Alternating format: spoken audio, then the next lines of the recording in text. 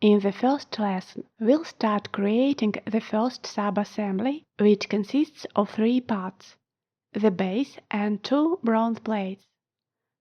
Start a new assembly document.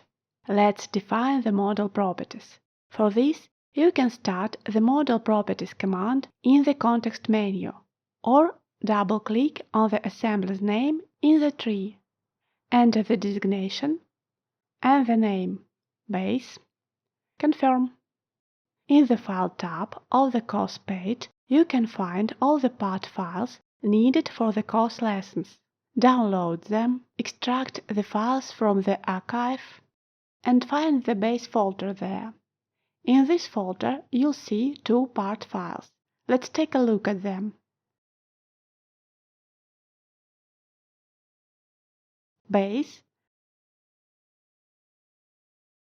and bronze plate. There are several ways to add parts to the assembly. The first way is by using the Add a Component from a File command. The Select a Component Source File window will appear if some files are open. If the file you need isn't open, use the Select from Disk option. The other way, which I'm going to use now, is dragging files directly from the folder. Drag them while holding down the left mouse button. You'll have 2 options, Open and Paste. In our case, Paste is the right choice. The system adds both the parts, and you can select which one to place first. Let's start with the base. Compass offers 2 ways to place a part: by coordinates and by matings. The by coordinates method involves entering the coordinate values manually using the keyboard or pointing the model placement right in the graphic area.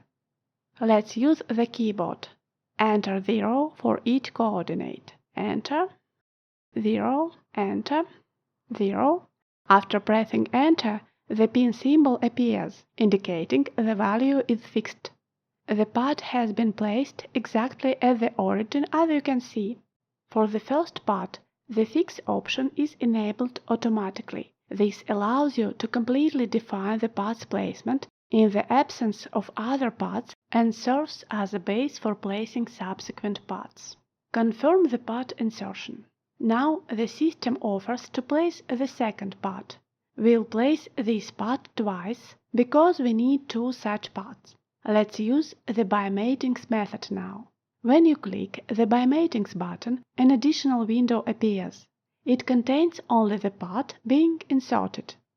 This window can be useful when elements of a part you're inserting that are needed for constraints are hidden in the assembly. In this case, it will be easier to select them in this additional window.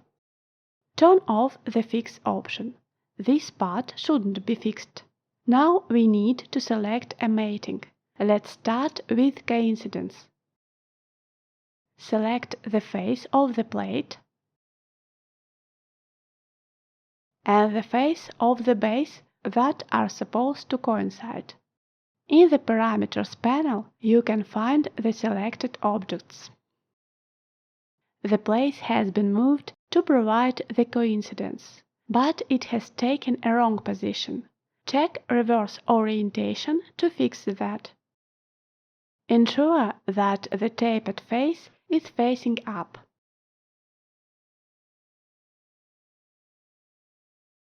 Confirm. The coincidence mating has appeared in the mating section. If you added a mating incorrectly, you can delete it here using the cross symbol. Alternatively, you can select the wrong mating and click the Delete button. Let's add the second mating, coaxial.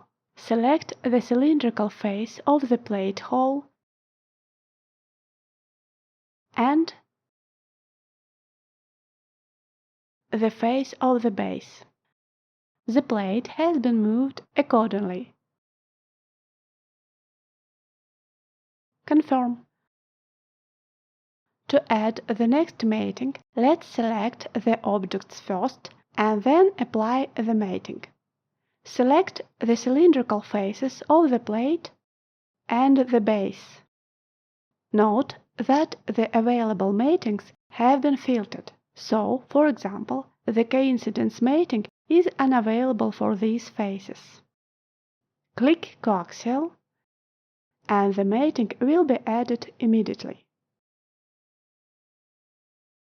Confirm the plate placement. We need to add the second bronze plate. Let's do it the same way. Select the By Matings option. Add the coincidence mating to the plane faces of the parts.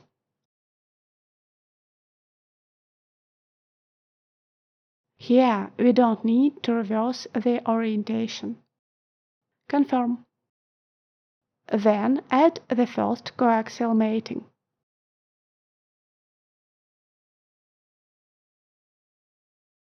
And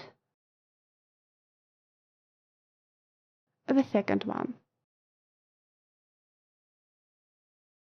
Complete and stop the command.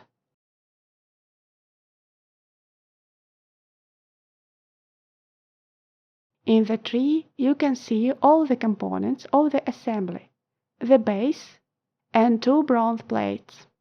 The pin symbol next to the base means that this part is fixed. You can unfix a component using the Unfix command in the context menu. The plus sign next to the part name means that the part placement is completely defined.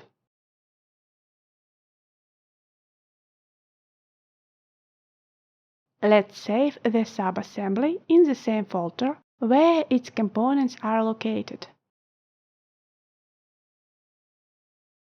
In the next lesson, we'll add fasteners to our assembly.